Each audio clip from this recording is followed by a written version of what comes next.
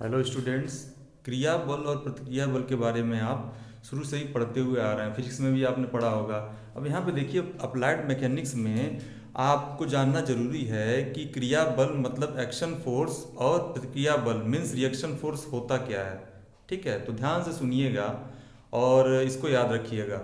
आपने Newton's third law of motion पढ़ा होगा। For every action there is equal and opposite reaction. प्रत्येक क्रिया के बराबर किंतु विपरीत प्रतिक्रिया लगती है। ठीक है, जैसे एक बॉडी दूसरी बॉडी पे फोर्स लगाती है तो उसको कहते हैं क्रिया बल मीन्स एक्शन फोर्स। और सेम टाइम दूसरी बॉडी पहली बॉडी की तरफ मतलब विपरीत दिशा में जो फोर्स लगाती है उसको हम प्रतिक्रिया बल या रिएक्शन फोर्स कहते हैं।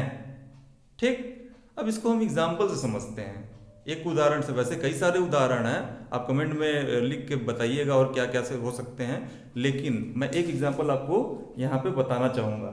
जैसे मान लीजिए कि एक टेबल है,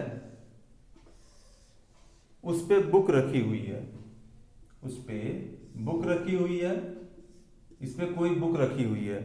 तो इस बुक का कुछ मास होगा और इस मास की वजह से जो वेट होगा, वेट नीचे की ओर W वर्क करेगा।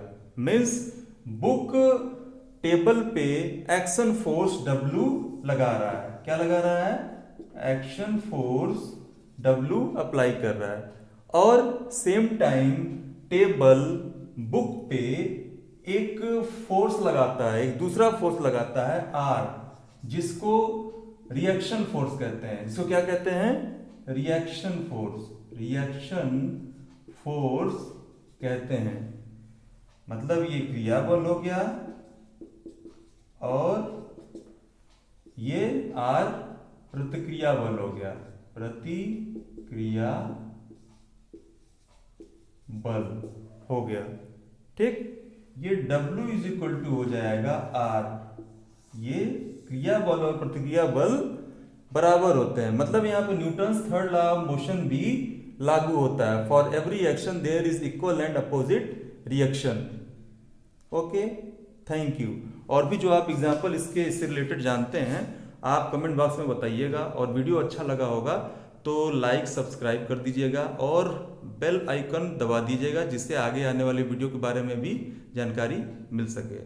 Thank you very much.